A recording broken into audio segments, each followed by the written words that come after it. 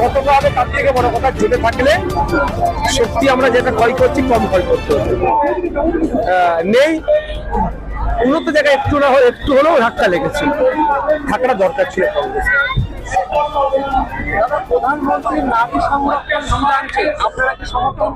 দেখুন কথা হচ্ছে মুখ আর মুখোশ না হয়, আমরাও চাই আমাদের বাড়ির মেয়েদের সমস্ত ক্ষেত্রে নারীদের মধ্যে সাথে না কোনো বৈষম্য হয়।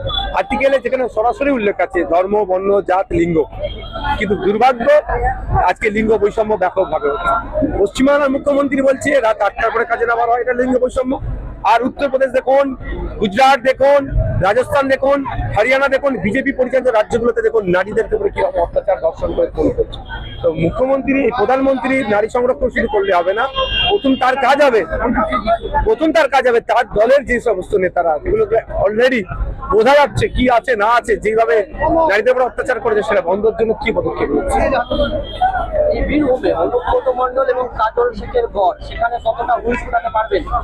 আপনারা আছে এই জনসভাটাকে আপনারা ভিডিও করে দেখে নিন, আপনারা দেখেছেন কতটা হুল ফুটাতে পারছি কি পাচ্ছি না, এক নম্বর কথা। দ্বিতীয় কথা, গড়টর আমরা তো বিশ্বাস করি না।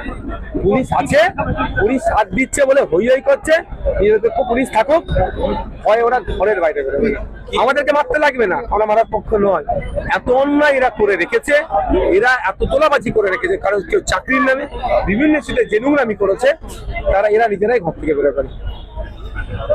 ইস্যু রাখছেন সামনে প্রচারে? দেখুন ইস্যু বেশি কিছু না, আর ইস্যু অনেক কিছু।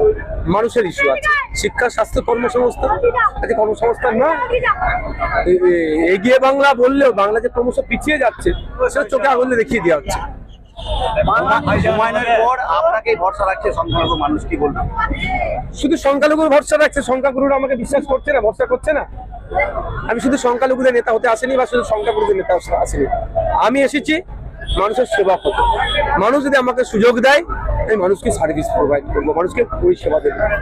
শিক্ষা, স্বাস্থ্য, কর্মসংস্থানে আমূল পরিবর্তনের চিন্তা ভাবনা আছে।